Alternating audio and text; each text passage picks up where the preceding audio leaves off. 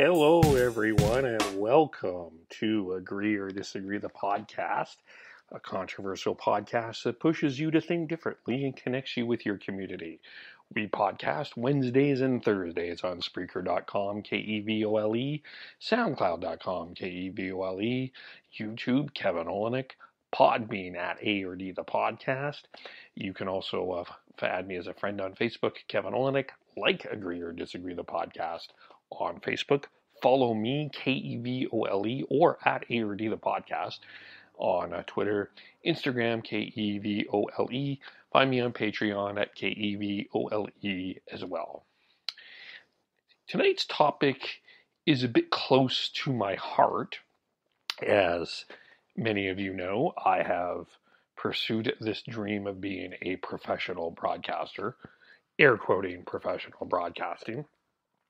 And it's an interesting time in this industry.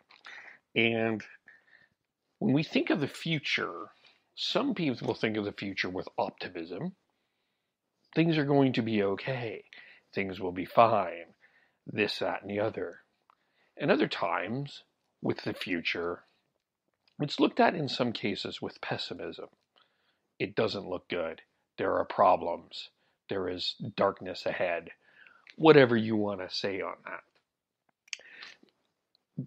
When we look at the broadcasting industry right now in Canada and the media landscape in Canada as a whole, when you see cuts and layoffs in a number of different areas, there's been about 10,000 journalists that have been laid off within the last few years. Many big corporate media conglomerates have laid off a number of different people and have made cuts. That has hurt.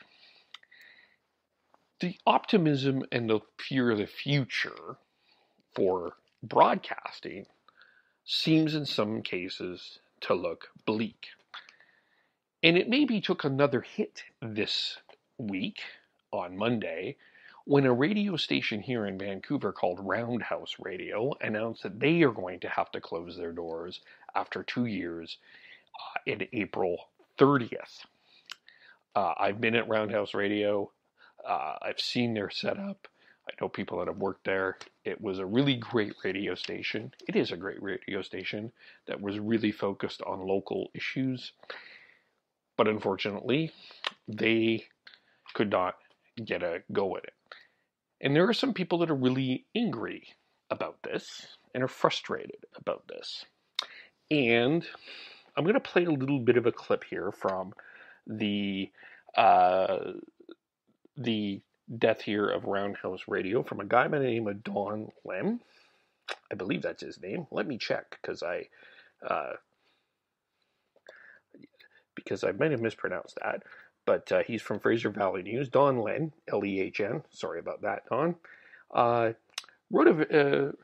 Posted something on his YouTube, and I'm going to play about a minute of this. So hear this out, and then we'll continue after. The reason Roundhouse is going to go under is the ugly truth. Independent. An independent couldn't cut it. Why? It takes a lot of money for radio or independent television. Czech Television in Victoria is a good example of this, but Roundhouse just couldn't compete. Now, yes, Roundhouse was slammed quite a few times as being a poor man's CBC, but damn it, they did a great job. However, the listeners, they just didn't come through as everybody thought they might, nor did the advertisers. And in this day and age, unfortunately, corporate media wins again, and that's what really burns me, because unfortunately, in this day and age, corporate media is run by people who have never turned on a microphone. Haven't a clue. Broadcasters don't run broadcasting anymore. It's now the accountants, it's shareholders, it's CEOs that are more interested in, well, anything else, including their golf game, except what goes on the air. And corporate radio, whether it's news talk or it's just basic music, is rather boring. We're in an interesting time, aren't we? Really, in terms of where we are in terms of broadcasting. it feels a little bit like there are so few doing so much that it's becoming, as Don Lev said, maybe a little cookie cutter, maybe a little too traditional. There's lacking of creativity, which is leading to demise or the downfall. And with so few jobs, and I know from personal experience how tough it's been to get a job in this industry, as I have tried a number of times. It's tough. It's competitive. There's a number of people interested in all of the jobs. There are jobs, no question, but you really do, really do need to stand out to get a job right now.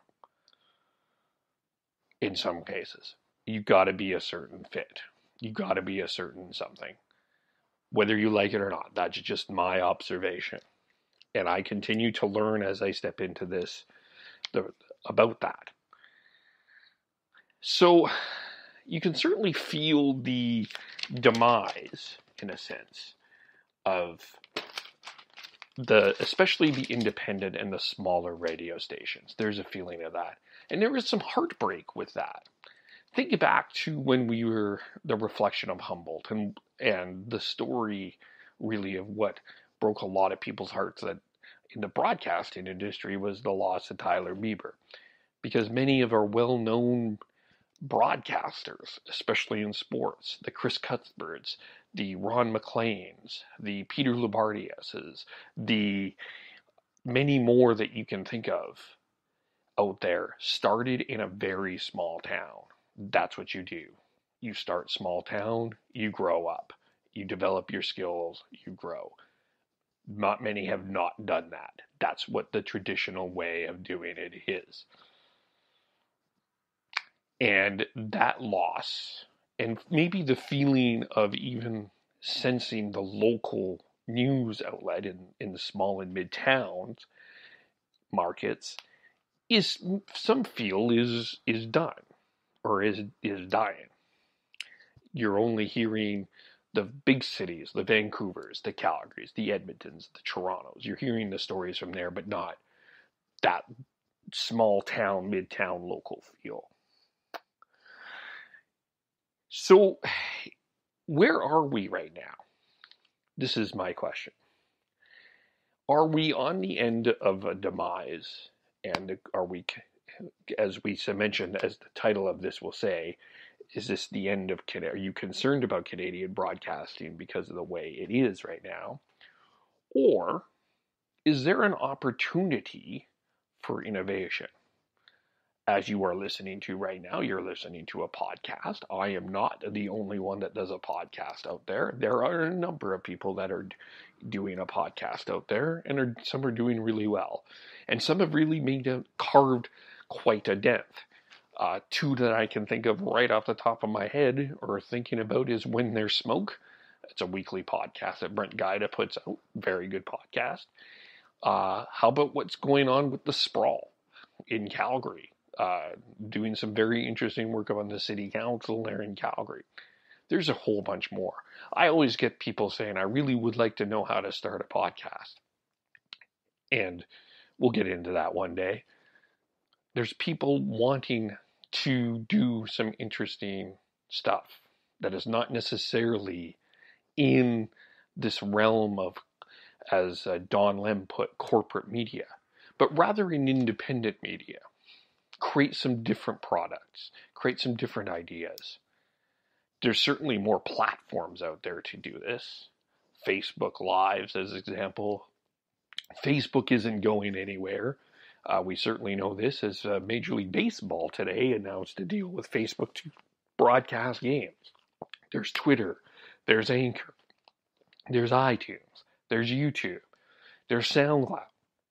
I mean, look at the list of people I can put my podcast on, and I haven't even carved that niche, and I can do more of that. So is this an opportunity to innovate and try something different or be something different? In the US, it feels like there is a big level of corporate media.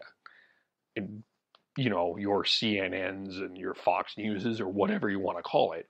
But there really seems to be the podcast network specifically where something more is coming. And I'm wondering where we are in Canada with this. And if it's now an opportunity with everything that is going on to innovate, adapt, adjust, and go in a newer direction in terms of traditional media. What do you think? Are you concerned about the demise or the end of Canadian media? Or are you optimistic that there's an opportunity here for us to grow, innovate? Let me know again. You can, we'll have the poll on Facebook. Kevin Olenick. You can also Agree or Disagree the podcast on Facebook as well. Follow me on Twitter. There'll be that poll, KEVOLE, Soundcloud.com, KEVOLE, Spreaker.com, KEVOLE, Podbean at A or D the podcast, Patreon, KEVOLE, and more. Thanks for listening to Agree or Disagree the podcast. We will talk to you all soon.